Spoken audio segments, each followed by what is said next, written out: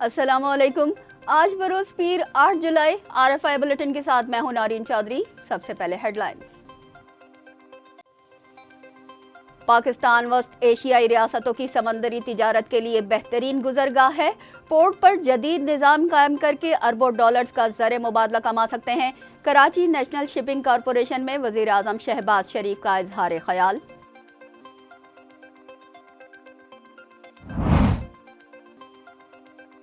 اگر ہم نے اپنی ٹیکس آمدنی میں اضافہ نہ کیا تو IMF کے ساتھ یہ ہمارا آخری پروگرام نہیں ہوگا۔ 5 سال کا وقت نہیں، اگلے 2 سے 3 ماہ میں ڈیلیور کرنا ہوگا۔ وفاقی وزیر خزانہ محمد اورنگزیب کا فائنینشل ٹائمز کو انٹرویو۔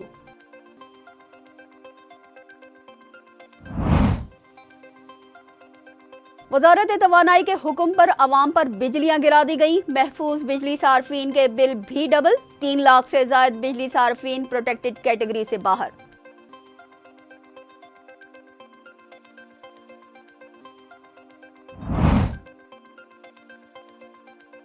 گزشتہ روز شہید ہونے والے DSP علی رضا کی نماز جنازہ CPO میں ادا۔ وزیر اعلیٰ سندھ مراد علی شاہ، وزیر داخلہ، IG پولیس اور DG رینجر سمیت دیگر اہلکاروں کی شرکت۔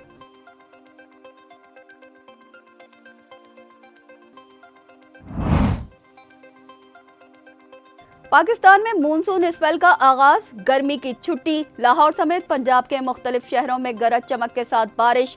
آج کراچی سمیت سندھ کے مختلف شہروں میں بھی بارش متوقع۔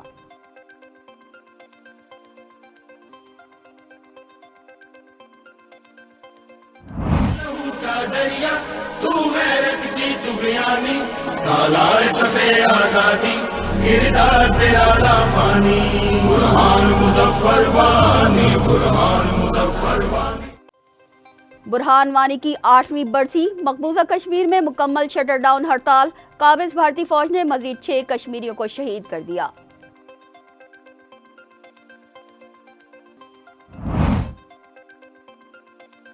غزہ میں جاری جنگ کو 9 ماہ مکمل، نصیرت کیمپ میں اسکول پر حملہ، بچوں سمیت 16 فلسطینی شہید۔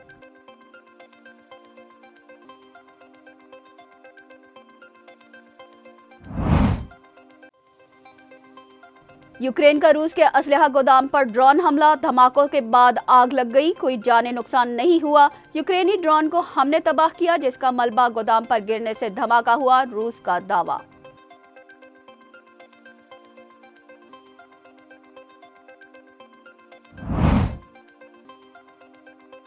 World champion ship of legends میں پاکستان کی کامیابی کا سلسلہ جاری، شاندار کھیل پیش کرتے ہوئے انگلینڈ کو 79 رن سے شکست۔ ایونٹ میں آج بھارت آسٹریلیا سے ٹکرائے گا۔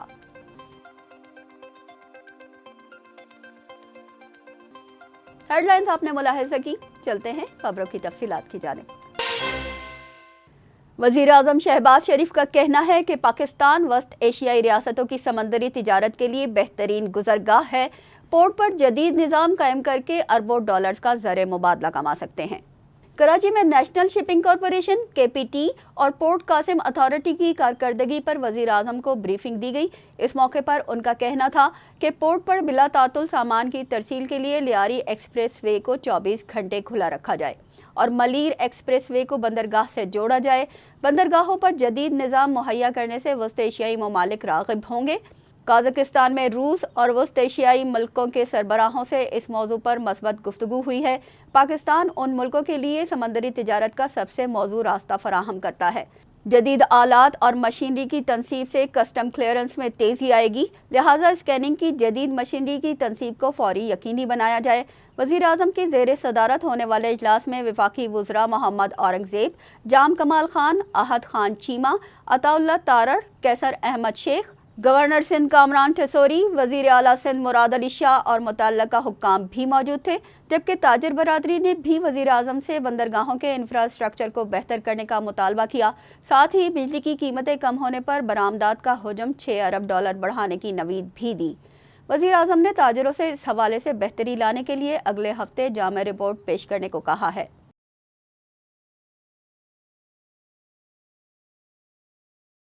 وفاقی وزیر خزانہ محمد اورنگزیب نے کہا کہ اگر ہم نے اپنی ٹیکس آمدنی میں اضافہ نہ کیا تو IMF کے ساتھ یہ ہمارا آخری پروگرام نہیں ہوگا۔ برطانوی جریدے فائنینشیل ٹائمز کو انٹرویو دیتے ہوئے محمد اورنگزیب کا کہنا تھا کہ اس ماہ IMF کے ساتھ اسٹاف لیول معاہدے تک پہنچنے کے لیے پر امید ہیں۔ ہمارے پاس اپنے پروگرام کے لیے 5 سال کا وقت نہیں ہے، ہمیں اگلے 2 سے 3 مہینوں میں لازمی ڈیلیور کرنا ہے۔ ہمارے سفر کی سمت مثبت ہے۔ وفاقی وزیر خزانہ کا مزید کہنا تھا کہ ملک کا انحصار درآمدات پر ہے، جس کی وجہ سے قرضوں کی ادائیگی کے لیے مزید قرض لینا پڑتا ہے۔ جب تک یہ معیشت درآمدات پر منحصر رہے گی، ہمیں قرض دینے والوں کے پاس واپس جانا پڑے گا۔ انرجی سیکٹر میں 5 ارب ڈالر کی سرمایہ کاری کے لیے 18 رکنی اعلیٰ سطح کی کمیٹی قائم کر دی گئی ہے۔ وزیر اعظم محمد شہباز شریف کی منظوری سے 18 رکنی کمیٹی کو 12 اہم ٹاسک دیے گئے ہیں۔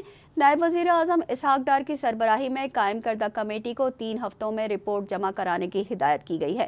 اس کمیٹی میں 6 وفاقی وزراء، 6 وفاقی سیکریٹری اور چیئرمین FBR شامل ہیں۔ آئل اینڈ گیس کمپنیوں کے نمائندے بھی اس کا حصہ ہوں گے۔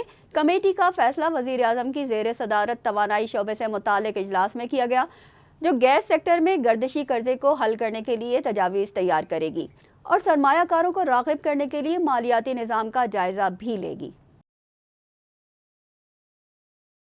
وزارت توانائی کے حکم پر نیا بلنگ سسٹم نافذ کر دیا گیا، جس کی وجہ سے تقریباً 3 لاکھ بجلی صارفین پروٹیکٹڈ کیٹیگری سے باہر ہو گئے۔ پاور ڈسٹریبیوشن کمپنیوں میں نئے بلنگ سسٹم کے نفاذ سے 3,26,350 بجلی صارفین کو شارٹ لسٹ کیا گیا ہے۔ وزارت توانائی کے حکم پر نئے سسٹم کے نفاذ سے پشاور الیکٹرک سپلائی کمپنی کے 66,000، لیسکو کے 49,000، کیپکو کے 63,000، میپکو کے 62,000 صارفین کو ایوریج بل بھیجے گئے، جنہیں دگنے بل ادا کرنے پڑے۔ سافٹ ویئر نے بلنگ سائیکل کے 30 دن پورے کرنے کے لیے اضافی یونٹس چارج کیے۔ وزیر اعظم شہباز شریف ایک روزہ دورے پر کوئٹہ پہنچ گئے۔ گورنر بلوچستان اور وزیر اعلیٰ سرفراز بگٹی نے وزیر اعظم شہباز شریف کا کوئٹہ پہنچنے پر استقبال کیا۔ وزیر اعظم 29,000 سے زائد ٹیوب ویلز کو شمسی توانائی پر منتقل کرنے کے منصوبے کا افتتاح کریں گے۔ بلوچستان کے زرعی ٹیوب ویلز کو شمسی توانائی پر منتقل کرنے کا منصوبہ گزشتہ 10 سال سے زیر التوا تھا۔ گزشتہ ایک ہفتے میں وزیر اعظم کی جانب سے ٹیوب ویلز کے مسئلے پر 3 ویڈیو لنک اجلاس بھی کیے گئے۔ DSP علی رضا کی نماز جنازہ CPO میں ادا کر دی گئی۔ وزیر اعلیٰ سندھ مراد علی شاہ اور وزیر داخلہ نے DSP علی رضا کی نماز جنازہ میں شرکت کی۔ وزیر اعلیٰ سندھ مراد علی شاہ نے گزشتہ روز دہشت گردوں کی فائرنگ سے قتل ہونے والے SSP چودھری اسلم کے قریبی ساتھی کاؤنٹر ٹیررزم ڈپارٹمنٹ کے DSP علی رضا کے قاتل کو جلد گرفتار کرنے کی یقین دہانی کروائی ہے۔ نماز جنازہ میں IG پولیس اور DG رینجر سمیت دیگر اہلکاروں نے بھی شرکت کی۔ وزیر اعلیٰ سندھ نے DSP علی رضا کے اہل خانہ سے ملاقات کی۔ اس موقع پر انہوں نے کہا کہ دہشت گردی کے خلاف ہماری پولیس کی بڑی قربانیاں ہیں، جنہیں ہم رائے گاہ نہیں جانے دیں گے۔ پاکستان آرمی نے K2 بیس کیمپ سے کامیاب ریسکیو آپریشن کرتے ہوئے کو پہما سمینہ بیگ کو ریسکیو کر لیا ہے۔ انہوں نے طبیعت خرابی کے باعث مشن ادھورا چھوڑ دیا تھا۔ پاکستانی کوہ پیما سمینہ بیگ بین الاقوامی سطح کے پاکستانی اور اٹلی کوہ پیماؤں کی مشترکہ ٹیم کے ہمراہ K2 ایکسپیڈیشن کا حصہ تھی۔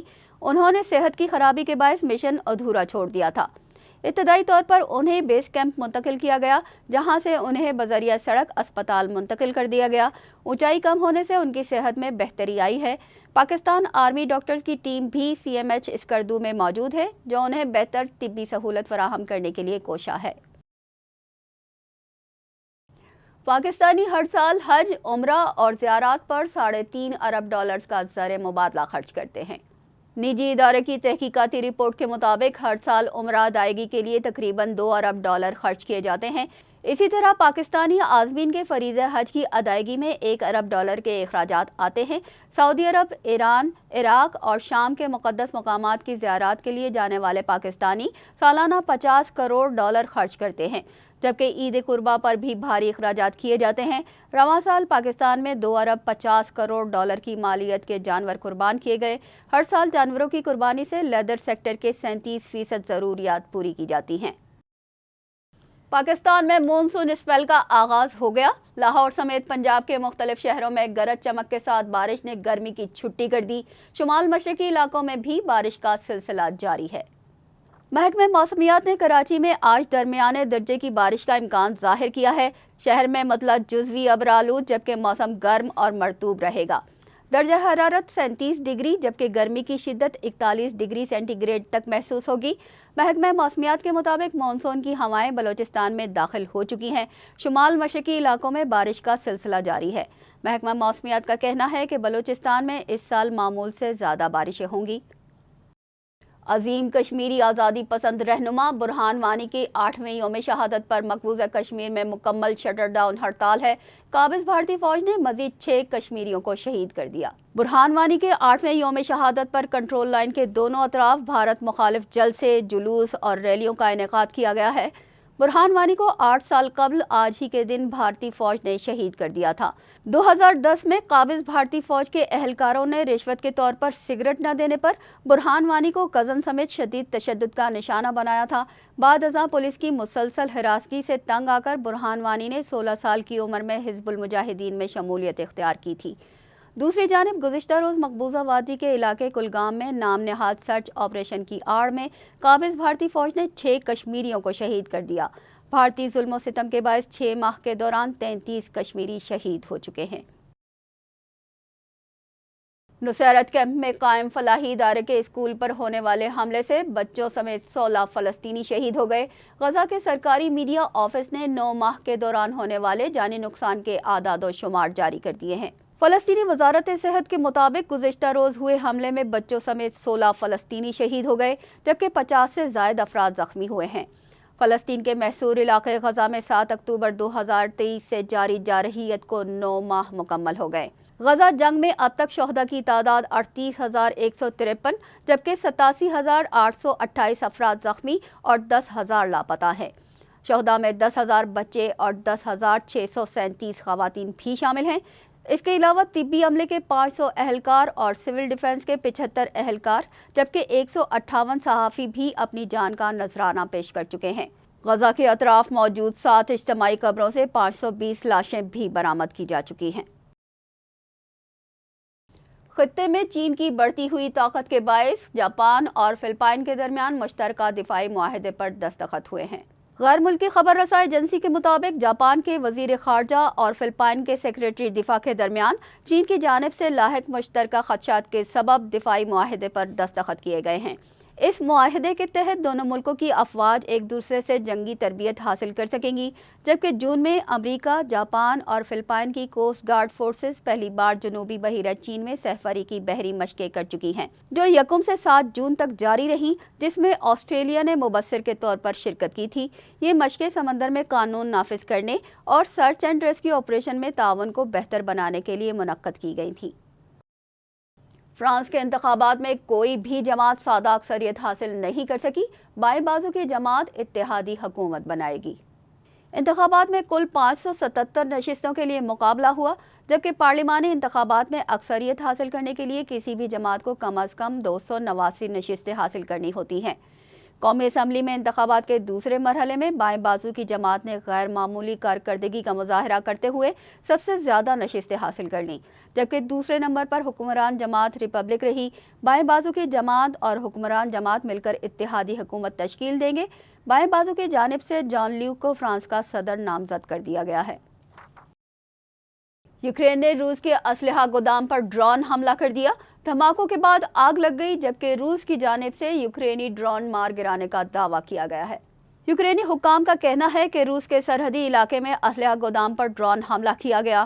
گودام میں میزائل، ٹینکوں کے گولے اور دیگر اسلحہ بارود موجود تھا، جبکہ روسی حکام کا کہنا ہے کہ یوکرینی ڈرون ہماری سرحد میں داخل ہوا تھا، ہم نے اسے مار گرایا اور ڈرون کا ملبہ اسلحہ گودام میں گرنے کی وجہ سے آگ لگی، لیکن کوئی جانی نقصان نہیں ہوا۔ نزدیکی علاقوں سے لوگوں کا انخلاء کروا لیا گیا ہے اور امدادی کارروائیاں جاری ہیں۔ World champion ship of legends میں پاکستان چیمپئنز نے انگلینڈ چیمپئنز کو 79 رنز سے شکست دے کر ایونٹ میں مسلسل چوتھی کامیابی سمیٹ لی۔ برمنگھم میں کھیلے گئے میچ میں انگلینڈ چیمپئنز نے ٹاس جیت کر بالنگ کا فیصلہ کیا۔ پاکستان چیمپئنز نے مقررہ 20 اوورز میں 4 وکٹوں کے نقصان پر 196 رنز بنائے۔ پاکستان کے 197 رنز کے ہدف کے تعاقب میں انگلینڈ چیمپئنز کی ٹیم 117 رنز پر آؤٹ ہو گئی۔ یوں پاکستان چیمپئنز نے انگلینڈ چیمپئنز کو 79 رنز سے شکست دے کر ایونٹ میں مسلسل چوتھی کامیابی حاصل کر لی۔ گرین شرٹس ایونٹ میں اب تک ناقابل شکست ہیں۔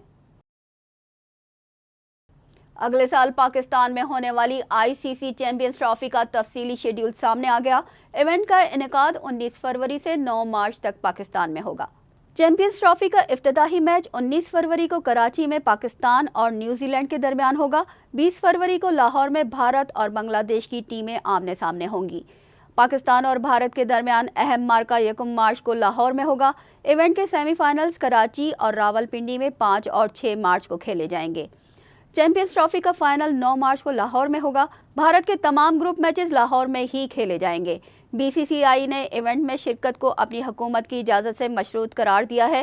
مجوزہ شیڈیول کے مطابق پاکستان، بھارت، نیوزی لینڈ اور بنگلہ دیش گروپ A میں، جبکہ آسٹریلیا، انگلینڈ، جنوبی افریقہ اور افغانستان گروپ B میں شامل ہیں۔ اس کے ساتھ ہی نیوز بلیٹن اپنے اختتام کو پہنچا۔ ہمیں دیجیے اجازت۔ اللہ نگہبان۔